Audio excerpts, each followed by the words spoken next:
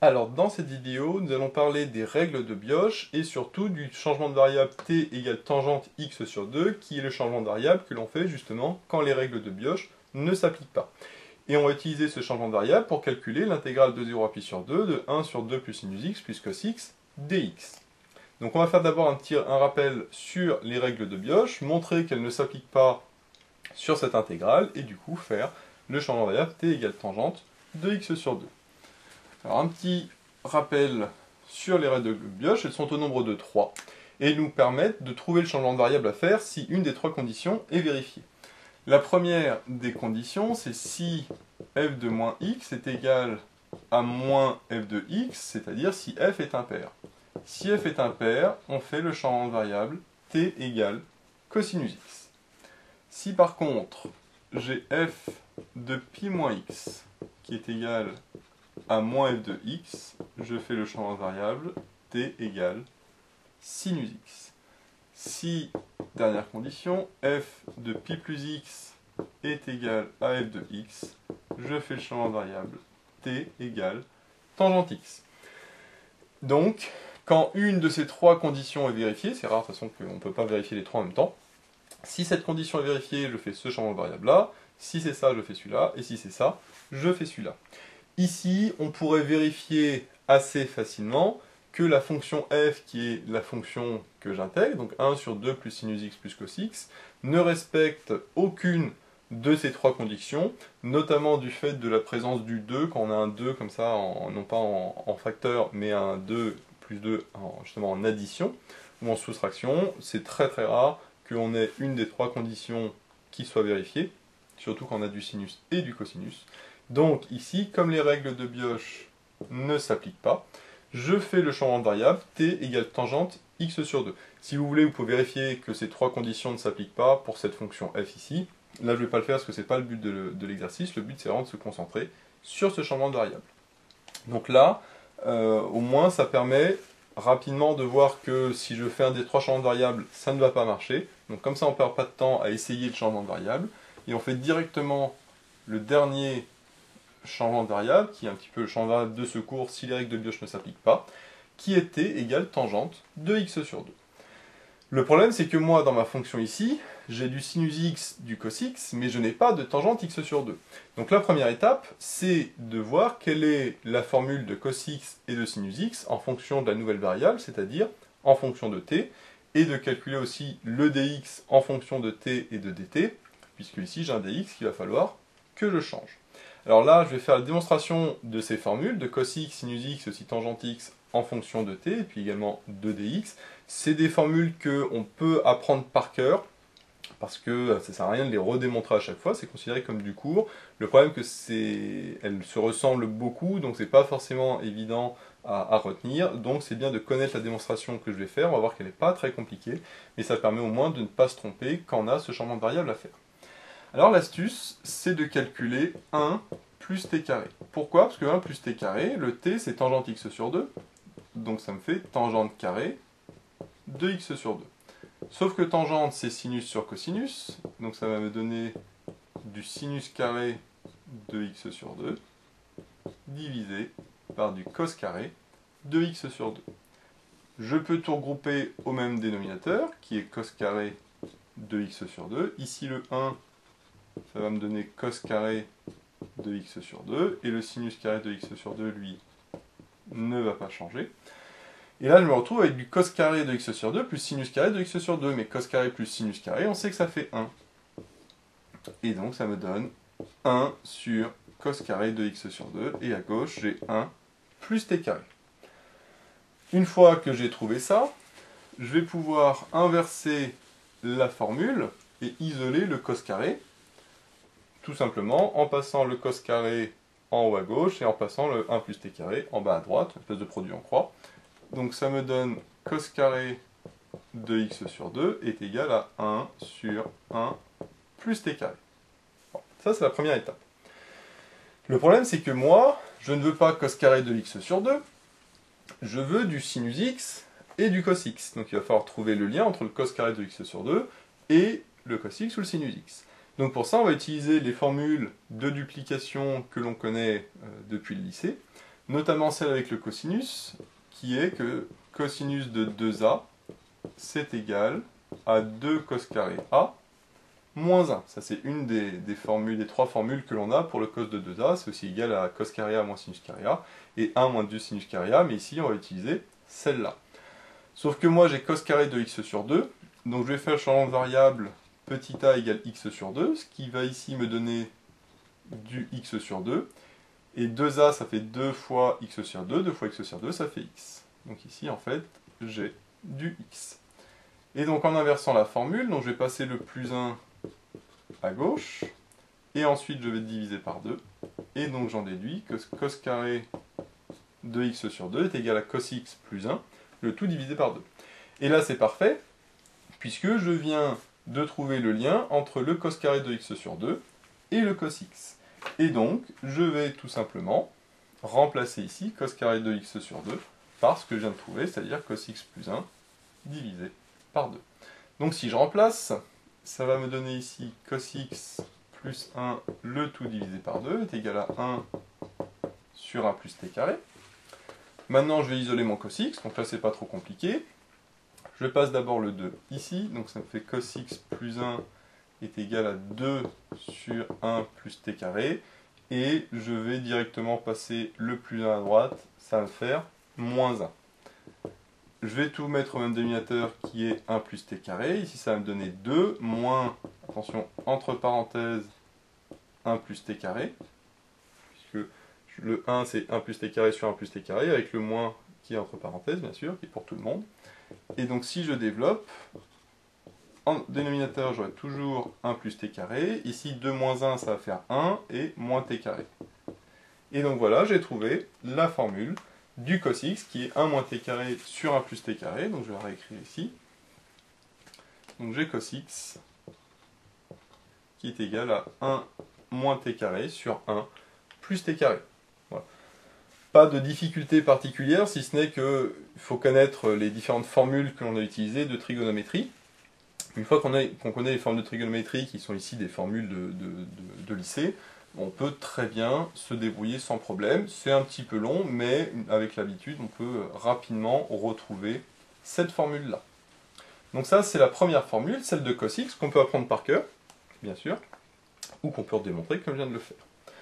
Maintenant, il faut trouver la formule pour le sinus x. Alors pour le sinus x, la méthode la plus rapide, c'est d'utiliser les formules de multiplication qu'on connaît sur sinus x. Celle qu'on connaît, c'est que sinus de 2a est égal à 2 sin a fois cos a. Sauf que moi j'ai dit que je voulais sinus x, donc encore une fois, je vais poser le 2a qui est égal à x, c'est-à-dire le a qui est égal à x sur 2. Donc si je remplace, le 2a, on vient de dire que ça fait x, et le a, ici, ça me donne x sur 2, et ici également x sur 2. Alors le cosinus de x sur 2, je l'avais tout à l'heure, je l'avais même au carré, mais la petite astuce, c'est de remplacer sinus par tangente fois cosinus. Pourquoi? Parce que comme tangente, c'est sinus sur cosinus, j'en déduis que le sinus est égal à tangente fois cosinus. Donc si je fais ça, le sinus, ça va me donner tangente x sur 2 fois cos de x sur 2, mais encore fois cos de x sur 2, donc finalement cos carré de x sur 2.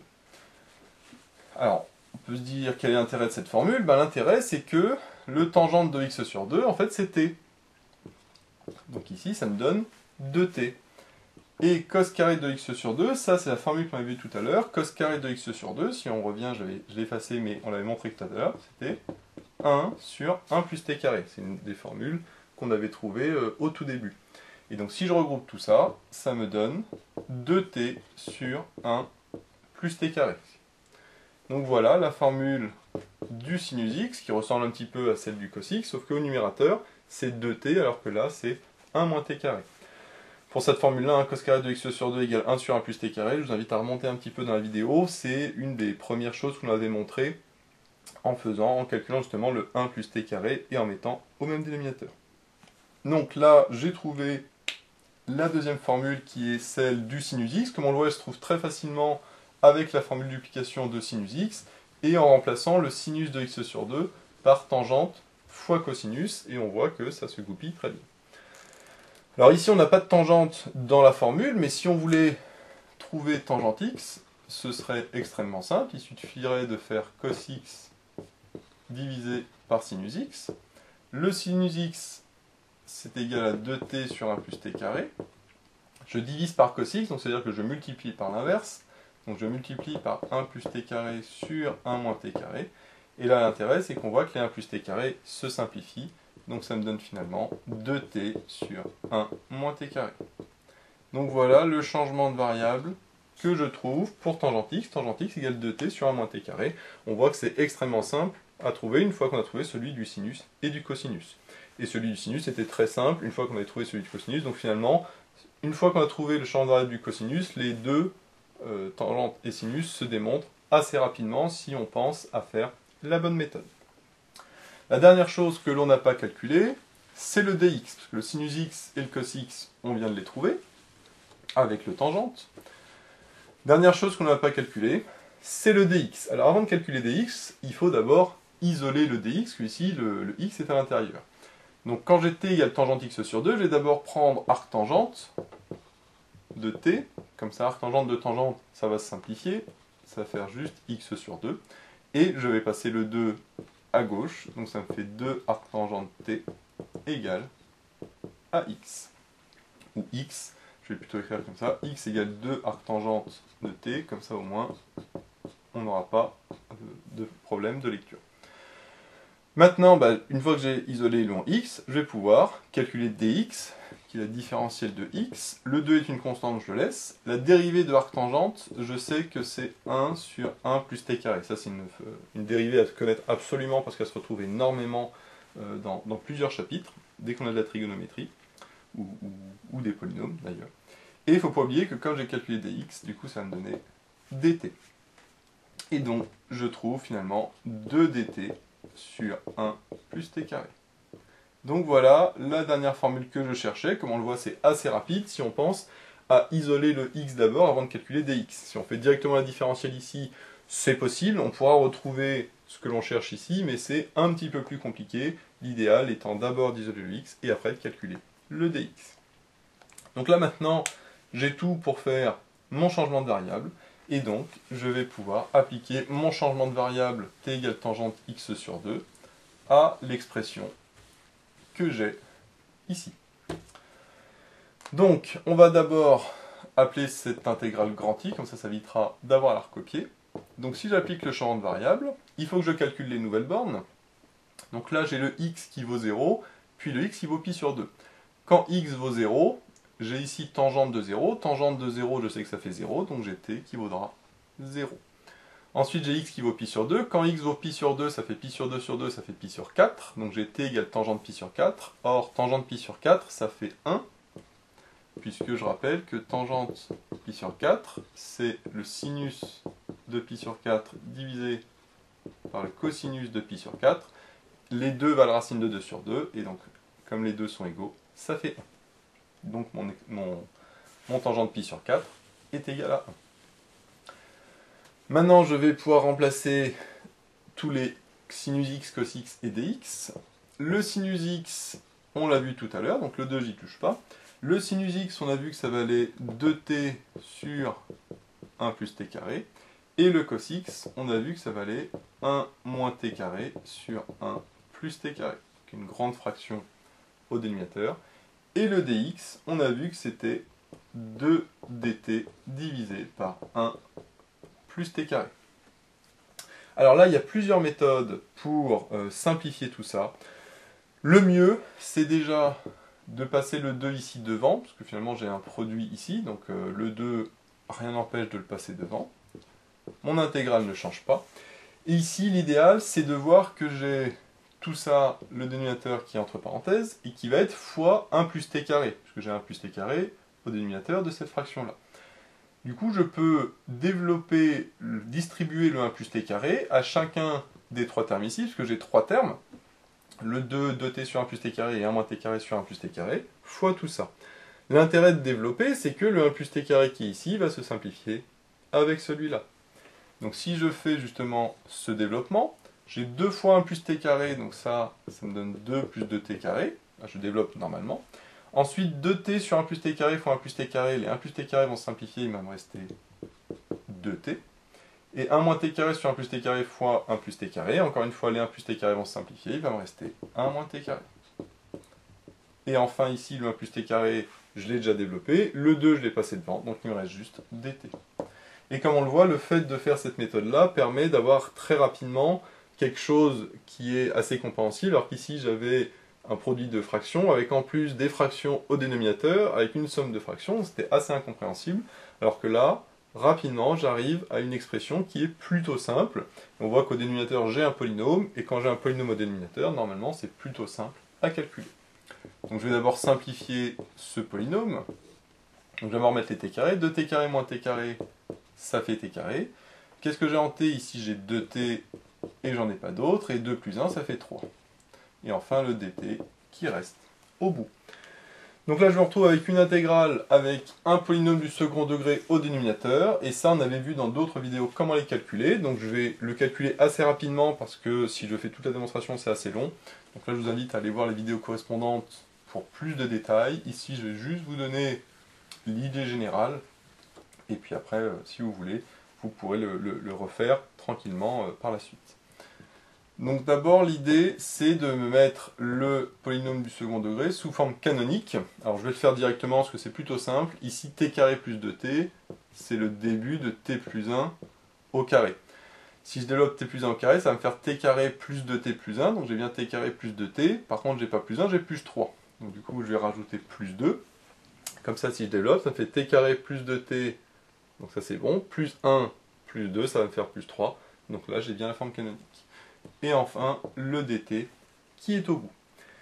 Et là, je vois que j'ai quelque chose au carré, mais plus une constante. Et quand j'ai plus une constante et non pas moins une constante, je ne peux pas factoriser. Alors, si je peux factoriser, j'aurais fait la décomposition d'éléments simples. Ici, c'est pas possible, donc ça va me donner du arctangente. Pourquoi? Parce que je rappelle que la primitive de u' sur u carré plus a carré, ça me donne 1 sur a, arctangente de 1 sur a. Et on voit que là, le a carré doit être positif, parce que sinon j'aurai un moins. Et ça, c'est une des formules que l'on avait montré, c'est de u sur a, pardon. C'est une des formules que l'on avait démontré justement quand on s'était concentré sur les intégrales avec des seconds degrés au dénominateur. Donc ici, j'ai mon u qui est égal à t plus 1. Donc j'ai u' qui est égal à 1, donc ça tombe bien puisque le numérateur j'ai 1. Et j'ai le a carré qui vaut 2, donc j'ai a qui est égal à racine de 2. Donc là, j'ai aucune modification à faire. Je peux directement mettre la primitive entre crochets. Donc on a dit que c'était 1 sur a, c'est-à-dire 1 sur racine de 2, fois arctangente de u sur a. U sur a, ça fait t plus 1 sur racine de 2. Et tout ça à prendre entre 0 et 1. Les bornes ne changent pas. Maintenant, on va calculer. Le 1 sur racine de 2, je peux le sortir du crochet. Donc ça va me faire 2 sur racine de 2, qui va simplifier par la suite. Et ici, j'ai arctangente de t plus 1 sur racine de 2 entre 0 et 1. Si je remplace le t par 1, ça me donne 2 sur racine de 2. Et si je remplace le t par 0, ça me donne arctangente de 1 sur racine de 2. Je laisse entre crochets, je remets des parenthèses, mais je préfère mettre entre crochets pour ne pas confondre avec les parenthèses du arctangente. On va simplifier tout ça. 2 sur racine de 2, ça fait racine de 2. Et là, j'ai arctangente x moins arctangente y. Et je rappelle une des formules qu'on avait vues également dans le cours et dans d'autres vidéos. C'est que arctangente x moins arctangente de y, c'est égal à arctangente de x moins y sur 1 plus xy. Donc là j'ai mon x qui vaut 2 sur racine de 2, le y qui vaut 1 sur racine de 2, avec le arctangente x moins arctangente de y, et je regroupe tout ça, ça va me faire arctangente de, entre parenthèses, celle-là ne sert plus à rien. Au numérateur j'ai x moins y, c'est-à-dire 2 sur racine de 2 moins 1 sur racine de 2, ça tombe bien, c'est déjà le même dénominateur, 2 moins 1 ça fait 1, donc ça fait 1 sur racine de 2. Et au dénominateur, j'ai 1 plus xy. Xy, c'est ça fois ça. 2 fois 1, ça fait 2. Racine de 2 fois racine de 2, ça fait 2 aussi. Donc finalement, ça va faire 2 sur 2, donc ça va faire 1. Et donc, je peux encore simplifier un tout petit peu, puisque le racine de 2, je ne lui touche pas. 1 plus 1, ça fait 2, donc je vais le mettre tout de suite. Et 1 sur racine de 2 divisé par racine de 2, ça me fait 1 sur 2 racine de 2. Donc voilà finalement l'expression que je trouve pour i. Ici je suis allé un petit peu vite parce que c'était pas le but de la vidéo. Le but c'était vraiment de faire le changement de variable pour voir comment l'appliquer et comment simplifier l'expression. Et je vous invite à aller voir les autres vidéos pour plus de détails sur le second degré comme ça. Ici ça donne du arctangente parce que j'ai un plus. Si j'avais un moins ça aurait donné du ln après la décomposition en éléments simples. Mais au final, ça n'a pas beaucoup d'intérêt ici pour le changement de variable. Ce qui est important, c'est de voir que mon changement de variable, tangente x sur 2, me permet de transformer des sinus et des cosinus avec du t carré, etc., c'est-à-dire avec des polynômes. Et donc, le calcul de mon intégrale revient à calculer une primitive de fonctions avec des polynômes, ce qui est beaucoup plus simple qu'avec des fonctions trigonométriques comme sinus, cosinus et tangente. Donc quand on fait ce changement de variable-là, c'est que les règles de Bioch ne s'appliquent pas. Et à ce moment-là, on a vu comment trouver l'expression de cos x, de sinus x et de tangente x en fonction du t, mais également du dx. Et une fois que j'applique mon changement de variable comme on l'a fait tout à l'heure, je trouve un polynôme, et puis après le calcul va dépendre de ce que l'on a dans notre polynôme au numérateur ou au dénominateur. Donc voilà, j'espère que cette vidéo vous sera utile. N'hésitez pas à vous abonner pour être au courant des nouvelles vidéos qui sortiront. J'ai mis le lien dans la description vers l'énoncé de l'exercice, ainsi que vers d'autres exercices sur les règles de Bioch. J'ai également mis le lien vers la page Tipeee où vous pouvez soutenir Méthode Maths. Et moi je vous dis à bientôt pour de nouvelles vidéos.